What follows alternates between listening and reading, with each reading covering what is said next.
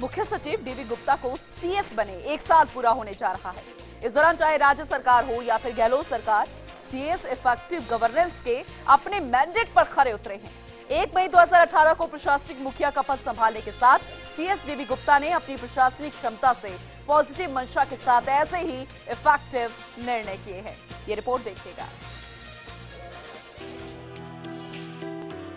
DB Gupta उन गिने चुने मुख्य सचिवों में शामिल हैं, जो बीजेपी और कांग्रेस दोनों ही सरकारों में अपने प्रशासनिक कौशल का दमखम दिखा रहे हैं। अपनी सौम्य और व्यवहार कुशल छवि, मुद्दों को सुलझाने की संजीदगी और इफेक्टिव सर्विस डिलीवरी के कारण डीबी गुप्ता ने राज्य सरकार और मौजूदा गहलोत सरकार दोनों ही सरकारों में अपनी छाप छोड़ी है।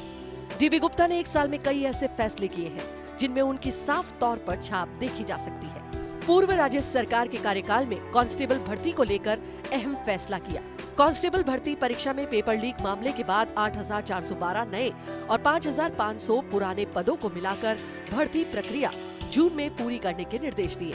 अक्टूबर में जब प्रक्रिया पूरी हुई थी तब आयु सीमा 26 वर्ष थी। अब पुराने नियम में 3 के बजाय 4 साल की छूट के लिए नियम संशोधन का सीएस ने निर्णय किया। सर्कुलेशन के जरिए कैबिनेट के अनुमोदन के बाद सीएस डीबी गुप्ता के हस्ताक्षर से कैबिनेट आज्ञा जारी की गई। महिला कर्मियों को चाइल्ड केयर लीव 2 साल तक मिलेगी। कांस्टेबल से प्रमोशन में नियम में संशोधन को भी गृह विभाग के प्रस्ताव को मंजूरी दी। सर्कुलेशन से कैबिनेट ने अनुमोदन किया, फिर सीएस डीबी गुप्ता ने आज्ञा जारी की। अब 50% सीधी भर्ती से और 50% प्रमोशन से पद भरे जाएंगे। फसली ऋण माफी शिविरों की रूपरेखा तय की। 26-28 मई शुरुआती जिला स्तरीय कैंप लगाए गए। प्रदेश भर में कैंप लगाकर किसानों को प्रमाण पत्र दिए गए। नियुक्ति प्रक्रिया में अनावश्यक देरी को कम करने का भी फैसला लिया।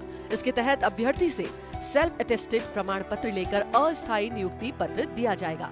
बाद में सारे दस्तावेज आने पर स्थायी नियुक्ति मिलेगी। अन्य कैबिनेट सर्कुलेशन के निर्णय में औषधि नियंत्रक, पैरामेडिकल कैडर में संशोधन से प्रयोगशाला का अनुभव अनिवार्य किया और RUIDP में जल बोर्ड गठन को भी मंजूरी दी।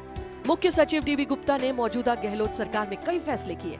इसमें किसान ऋण माफी योजना का पूरा प्राख्य सीएस की मॉनिटरिंग में बनाया गया। यहाँ तक कि माफी का आदेश भी डीबी गुप्ता के हस्ताक्षर से जारी किया गया।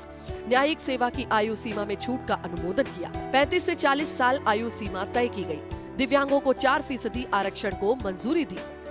जिला न्यायालयों में लिपिक वर्गीय स्थापन नियम 1986 में संशोधन करके बड़ी राहत दी। नई आबकारी नीति को सर्कुलेशन के जरिए गहलोत कैबिनेट ने मंजूरी दी। तो वहीं हरिदेव जोशी पत्रकारिता यूनिवर्सिटी और बाबा साहब अम्बेडकर विधि विश्वविद्यालय के गठन को मंजूरी दी। राजकीय दस्तावेजों में पंडित दीनदयाल उपाध्याय का लोगो हटाने का निर्णय लिया। पब्लिक और सोशल अकाउंटेबिलिटी बिल के प्रारूप को तैयार किया।